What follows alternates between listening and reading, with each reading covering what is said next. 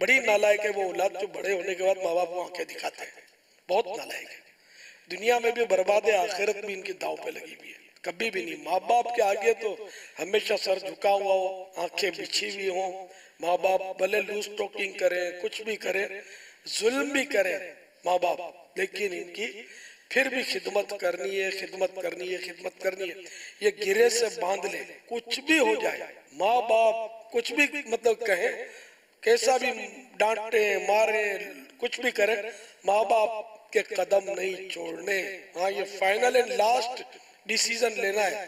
हाँ, इसमें नहीं, कभी दिल दुखाया है तो पाँव पकड़ के माफी मांग ले, इनको राजी कर ले।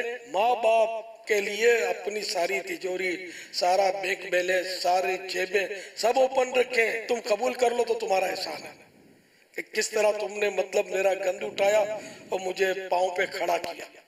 खुदा की कसम, माँ बाप के एहसानात औलाद पर इतने कि कोई इससे मतलब एहसान का बदला दे ही नहीं सकता।